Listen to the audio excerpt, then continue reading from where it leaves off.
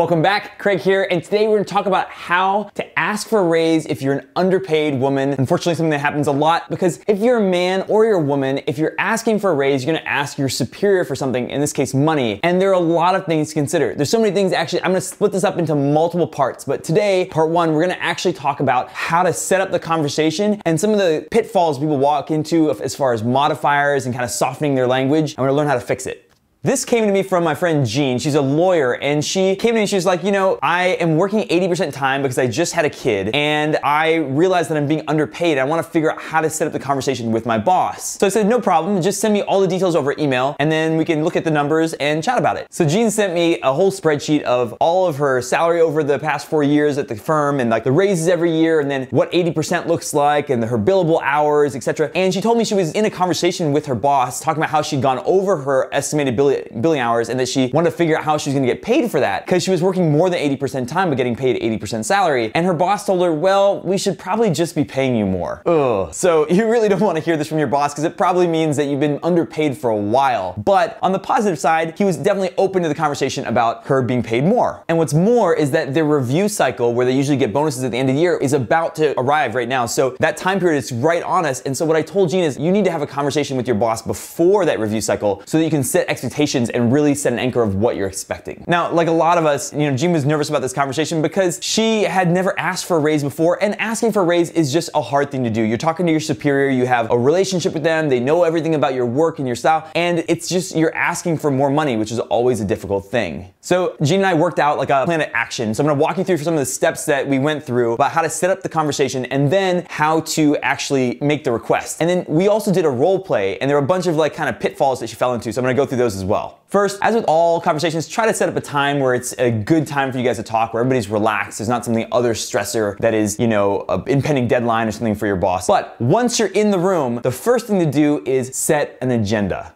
An agenda is really informal. It's not a formal agenda. It's just letting them know what's happening in the conversation so you don't blindside them with the ask about compensation. So even if they know the conversation is gonna be about the raise, you wanna give them a little bit of a preview. So you can say, look, I just wanna talk to you about X, Y, and Z thing. You can mention some stuff at work really quickly, and then I wanted to talk to you about my hours and compensation. Does that sound good? So here you get their buy-in, you say, does that sound good? They say yes, and then you can continue. Obviously, there's gonna be a couple little chit-chat about whatever you're talking about, the couple work items. What I would say is try to talk about things that are very easy to talk about and easy to be agreed on. So if you have something that came up in work, you're just like, oh, I just wanna check in with you on this one subject, and then roll into the compensation. That way you kind of have a segue where you kind of, again, being reminded of the fact that you guys work well together, etc. The second part is to establish what the problem is, but don't assign any blame. And so for Jean, Jean's not her actual real name. I'm struggling to not say her actual real name. We're gonna call her Jean. So for Jean, what I said was first say something like, look, I know I've been underpaid for a while and it's probably my fault, but I wanna kind of establish how to fix this. So for Jean, what I told her to say is something like this. Look, I know I've been underpaid for a while and it's probably my fault. I should have come to talk to you about it sooner. Now, a lot of times you might think, why would I want to concede on it? It's not really my fault that I was underpaid. But what you don't want to do is put him on the defensive. So in Jean's case, her boss, you know, was amiable and friendly to the idea of paying her more. He was the one that suggested it. And there's no reason to beat him over the head with, hey, I'm underpaid. Instead, say, look, like, I probably should have come to talk to you about it sooner. It's my fault. But the idea is, but we're establishing the problem. Let's see how we can move forward and try to fix it. Now, I want to stop right here and talk about the role play that Jean and I did, because what I told her to say was, look, I know I'm underpaid and it's probably my fault. I should have come to talk to you sooner. But what she heard and what she repeated back to me was, look, I'm probably underpaid and I know that's on me. I should have come to talk to you about it sooner. Now, those sound like similar things, but they're not at all. If we pick apart that language, the certainty of what I said and then the certainty of what she said was placed on two different parts. What I said was, I know I'm underpaid, so I was certain about that. And then I said, and it's probably my fault. I was a little softer on the fact that it was my fault. What Jean did was she flopped them and she said, I'm probably underpaid. And so she softened the part that we want to be certain about. And she said, and I know that's on me. And so she's certain about the part where it's her blame. The blame is on her. These types of modifiers can really, really start to whittle down the strength of your request. And you have to really be careful not to do this type of thing.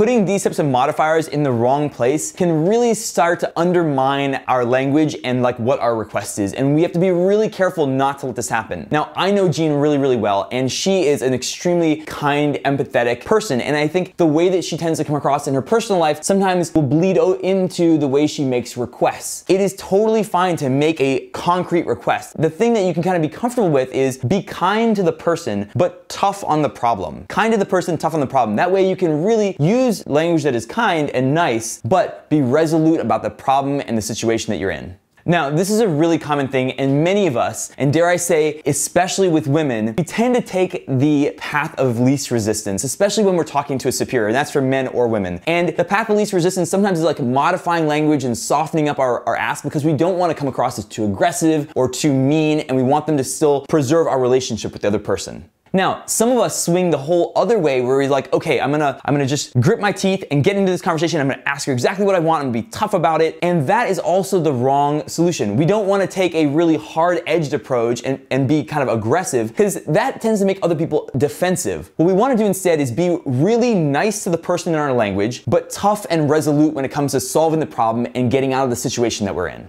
Now, what we find in the research about negotiation is that people who are cooperative and view us as being cooperative always tend to give us more. And you can check that with your own intuition. It just makes sense. And so we want to be a cooperative person who can be tough on the problem. All right, that's it for part one. We really went into the setting up of the conversation and then how to actually state the problem but not assess blame. I dug really deep into these modifiers because softening our language is a real problem for a lot of us, and it's really important to kind of nip that in the bud. In the next couple sections, I'm gonna go into how to actually make the request without making sure that you seem greedy, and then also how to handle objections. If we put I hope you liked this video. If you did, let me know and hit the like button. Leave a comment below. Let me know what other questions are coming up for you because I'm taking your questions and turning them into more videos. And of course, I'm coming out with videos each and every week on all kinds of topics about how to make your words your superpower. I hope you'll join me. Hit the subscribe button wherever it is, and I will see you in the next video.